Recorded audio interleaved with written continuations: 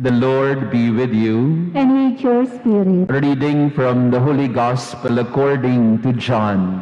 Glory to you, O Lord. Jesus said to his disciples, "Do not let your hearts be troubled. You have faith in God. Have faith also in me. In my Father's house there are many dwelling places. If there were not, would I have told you that I am going to prepare a place for you?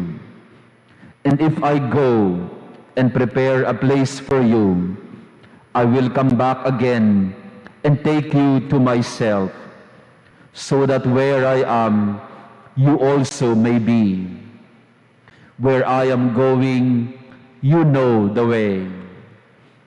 Thomas said to him, "Master, we do not know where you are going. How can we know the way?" Jesus said to him, "I am the way and the truth and the life. No one comes to the Father except through me." The Gospel of the Lord. Praise to you, Lord Jesus Christ.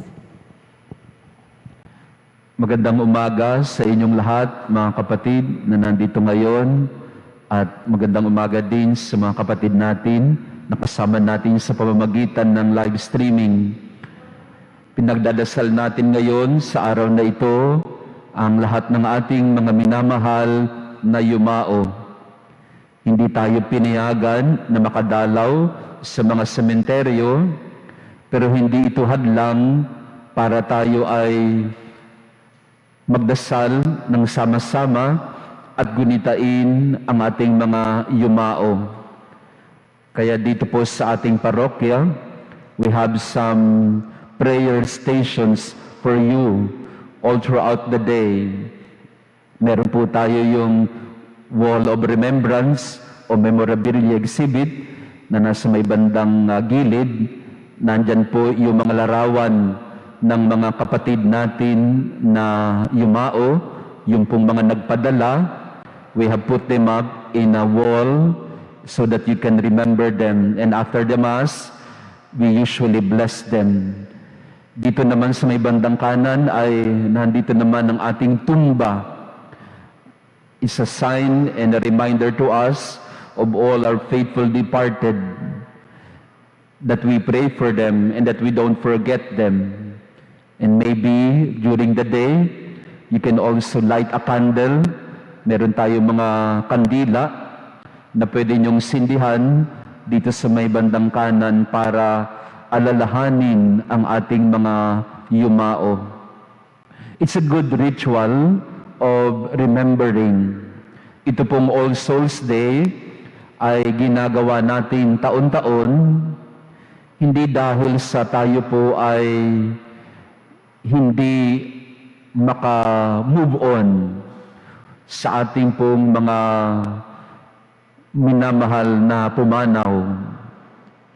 We celebrate All Souls Day every year because this is our way of being grateful to our loved ones who have gone ahead of us.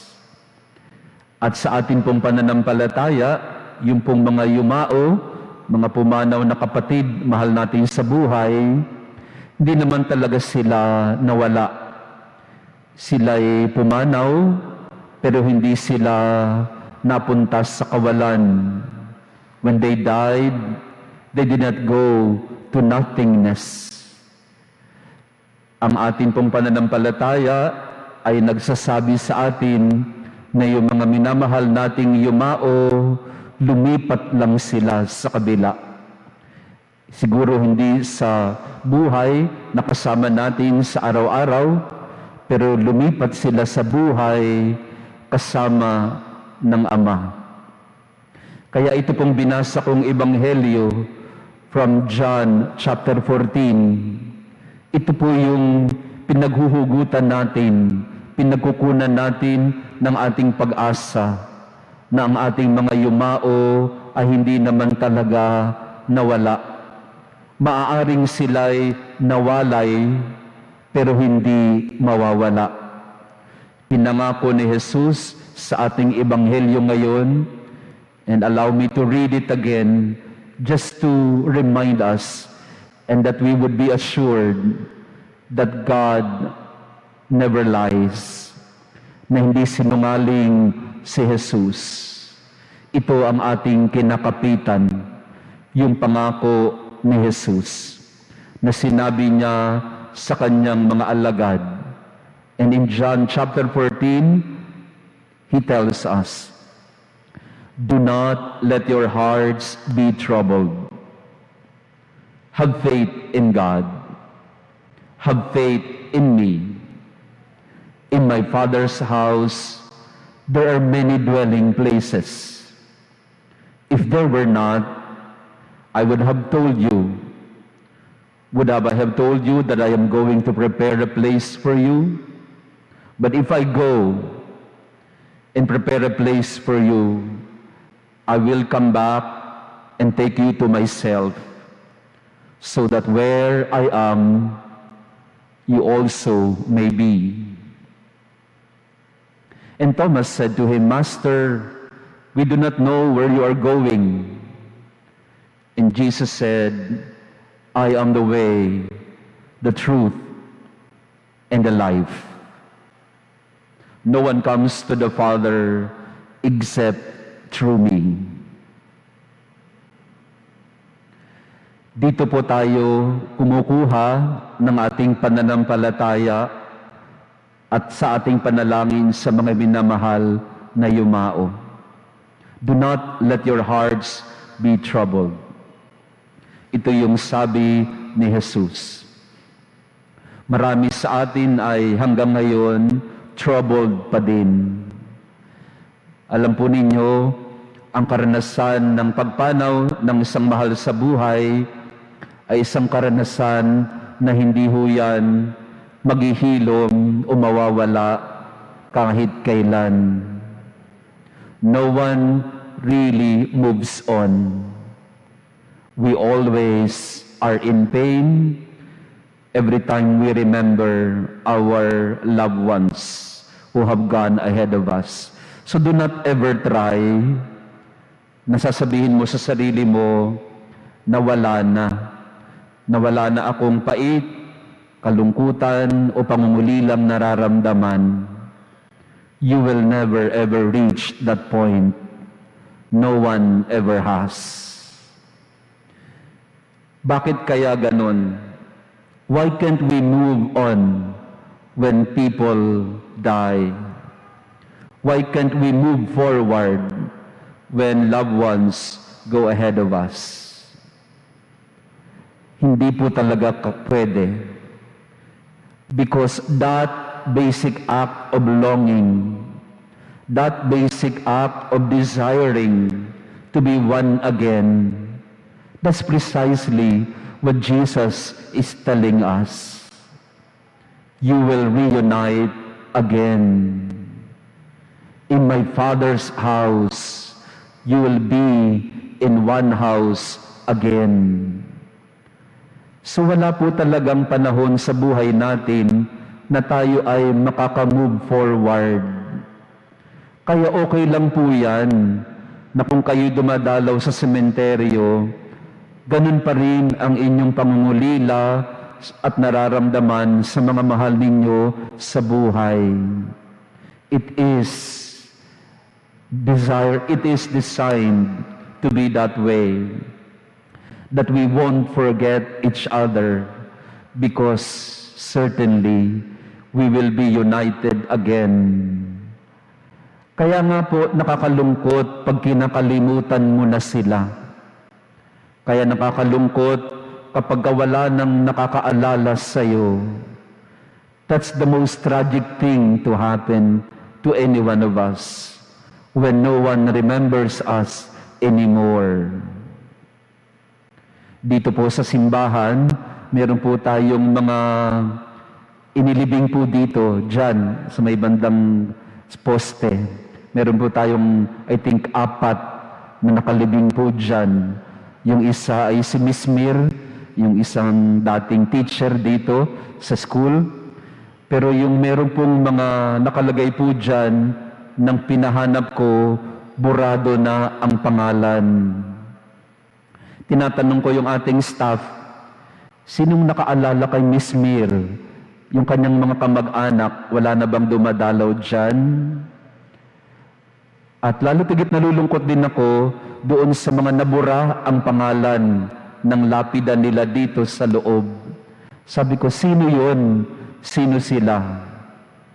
Wala namang makasagot sa akin, kahit yung pinakamakatanda dito, di na nila maalala kung sino yung nakalibing. And precisely this is the reason why we celebrate All Souls Day. Because we want to remember. So we can't move forward because we always want to remember. Because that is also the reason why we long for heaven. We long for heaven because we know that in heaven, in God's love, in God's kingdom, in His house, we shall live together again. Kaya ito po yung diwa ng ating pagdiriwang tuwing Undas.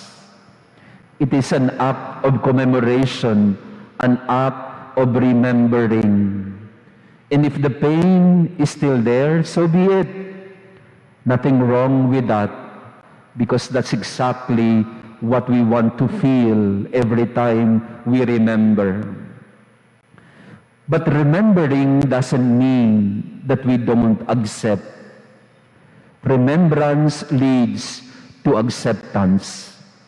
Inaalala natin, pero tinatanggap din natin ang katotohanan na wala na sila sa atin. Kaya nga po sinasabi natin lagi, doon po sa mga may hawak sa inyong bahay ng urn of cremated remains ng inyong mahal sa buhay, you don't put them in your house. The urn with cremated remains must be buried in due time. Maaaring hindi ngayon dahil may pandemya, pero in the nearest time possible, bury your dead. Because remembering them also means we accept that they are not with us anymore. So burying the dead, one of the 7 acts of mercy, is not for you. It's for them. You bury them, you give them a lasting place or a decent place so that they and you can accept that they are not with you anymore. So remembering is different from acceptance. Kaya po may sementeryo, kaya po may kolumbaryo, kasi tanggap natin ang katotohanan na hindi na natin sila kasama dito sa lupa. At yun po ang dahilan kung bakit may sementeryo. Although we don't forget them, but we put them in their proper place. Although we don't forget our loved ones, we know where they are. They belong to us, but not in the way they were with us before. And we call that acceptance. Tinatanggap natin ang katotohanan. Kasi po, pag nandyan lagi yung urn sa inyong bahay, it will interfere with your daily life. You won't be led to acceptance. Kaya po tayo dumadalaw sa sementeryo kasi we remember, but we also accept that they are not with us. Those are very important for us in order to live our lives with joy and with peace. Kaya po paalala doon po sa mga nagtatago sa inyong bahay ng mga urn ng inyong mga mahal sa buhay, bury them in the nearest time possible. They deserve a resting place, and certainly not in your house. They are in your heart, but they should be buried. Thirdly, in our commemoration of the faithful departed, we always draw our hope in the Lord, that in the end, all of these are but temporary separation. We look forward in hope that when it is our time, when our moment comes, we look forward to it, not with fear and trepidation, but with joy and peace. Kaya nakakainis din po minsan na yung media, yung ating kultura, winawalang bahala ang kahalagahan ng araw ng mga patay kasi ginagawang mga horror movies. Yung mga TV station natin, parang ginagawang katatawanan na lamang ang araw na ito. Nagpapalabas ng kung ano-anong mga nakakatakot na mga bagay. You don't fear the dead. At yun din ang medyo hindi tama sa kultura na sinusulong ng media. Nakatakutan natin ang mga yumao. Why should we be afraid of them? Kung ako lang po ang tatanungin, magpakita sa akin ng nanay kong namatay, I would love it. Because there is not a moment in my life that I don't want to see my mother again. And why should we be afraid of them? Pero tinatakot tayo kasi parang yung multo ng mga yumao ay nakakatakot. No. We look forward to see each other again in hope. So 3 things today. We remember, we accept, we look forward in hope. Kaya special po ang mga araw na ganito kasi ito yung pagkakataon para lahat ng mga mahal ninyo sa buhay na walang makaalala, bigyan din sila ng pagpapahalaga. Especially the souls in purgatory, they cannot pray for themselves. We have to help them through our prayers. So, in this Mass, alalahanin po natin yung mga minamahal nating yumao. There are thousands of names already being given to us. Hindi ko po alam kung paano babasahin lahat ng mga pangalan, pero we will try. Pero that is also your job, hindi lang po sa mga pari. Kayo din po bilang mga pamilya ng mga namatayan. It is your obligation to pray for your faithful departed. And we remember them in our prayers in this Mass. But as for you, we don't forget, but we accept that they are not with us. But we look forward with hope, because in time, we shall see each other again. And in eternity, there is no end or tomorrow. There is always the fullness of joy and peace in togetherness with God in heaven.